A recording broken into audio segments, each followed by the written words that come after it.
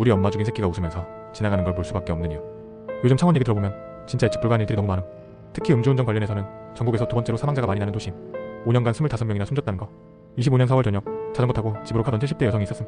집까지 거의 다 왔는데 뒤에서 SUV 차량이 그냥 들이받음. 운전자 혈중 알코올 농도 0.036%. 면허 정지 수준이었음. 그런데 더 충격적인 건 이 가해자가 피해자 집에서 딱 100m 떨어진 옆집에 사는 같은 마을 사람이었다는 거. 게다가 이 사람 이미 차로 사람 한 번 죽인 전력이 있었음. 그러니까 이번이 두 번째. 경찰은 당연히 구속영장 신청했는데 검찰에서 도주 우려 없다며 그냥 풀어줬음. 그 결과가 뭐였냐면 면허도 취소된 상태로 다시 트럭 몰고 다니기 시작한 거임. 같은 마을에 자기가 죽인 여성의 가족이 살고 있는데도 피해자 딸이 한 얘기가 진짜 기가 막혀. 창문 다 내리고 웃는 얼굴로 지나가더라는 거. 억장이 무너진다고 했음. 그런데 잠깐, 이게 진짜 충격적인 건 다른 나라랑 비교해봤을 때임. 한국 음주운전 처벌이 얼마나 관대한지 알고 있냐? 진짜 어이없는 수준임. 중국에서는 음주운전 사망사고 나면 사형까지 가능함. 실제로 집행된 사례도 있음. 사우디아라비아는 아예 음주 자체가 불법인데 음주운전 걸리면 법적으로는 처형도 부과될 수 있다는 거. 구륙 벌금 내고 강제 추방은 기본임. 싱가포르는 어떤지 아냐? 음주운전 3회 이상 걸리면 신문 일면에 신상 공개함. 그것도 벌금 최대 410만원, 징역 6개월은 기본이고 재범이면 벌금이랑 징역 둘 다 2배 이상 올라감. 미국 워싱턴주는 음주운전 사망사고 시 최대 무기징역까지 가능함. 1급 살인죄로 보는 거임. 일본도 마찬가지임.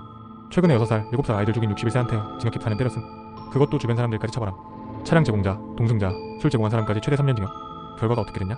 일본은 2000년 1276건이던 음주운전 사망사고가 2022년 120건으로 90% 감소함. 반면 한국은 2022년 기준 일본의 6.6배나 되는 음주운전 적발 건수 기록함. 베트남도 봐라. 경제 수준은 한국보다 낮은데 음주운전은 혈중 알코올 농도 0.00% 초과만 돼도 처벌임. 완전 무관용 원칙. 태국은 더 기가 막혀함. 음주운전 적발되면 영아실 봉사까지 시킴. 교통사고로 죽은 사람들 시신 닦고 청소하는 프로그램 참여하게 함. 그런데 한국은 음주운전 사망사고 내도 대부분 집행유예임. 과실에 의한 교통사고 정도로만 취급함. 면허 박탈 기간도 최대 5년인데 칠레나 호주는 영구 박탈도 가능함. 캐나다는 아예 입국 금지까지 함. 미국은 음주운전 걸리면 자동차 보험료가 평균 61% 오름. 연 1,442달러에서 2,320달러로. 한국은 초범 9%, 재범 15% 인상에 불과함. 상황 이 정도인데 음주운전 재범률이 43.6%나 되는 게 당연한 거 아닌가? 이번 사건에서 가해자 측 변명이 또 가만히. 가족 중에 어지러운 사람이 있어서 대신 운전할 수밖에 없었다는 거. 전 세계 기준으로 봤을 때 한국 음주운전 처벌은 확실히 관대한 수준임. 법정 기준은 엄격해졌지만 실제 처벌과 사회적 인식은 여전히 실수 수준에 머물러 있는 게 현실. 음주운전자들의 심리적 특성 연구 결과 보면 이런 사람들은 자신 행동을 합리화하려는 성향이 강하고 죄의식이나 수치심 같은 감정도 일반인보다 낮음. 특히 2회 이상 재범자들은 자기 행동을 정당화하려는 방어기제가 더 강하게 작용한다는 거. 유가족들이 겪는 심리적 고통은 말할 것도 없고 우울, 분노, 죄의식, 사회적 위축까지 복합적으로 나타나.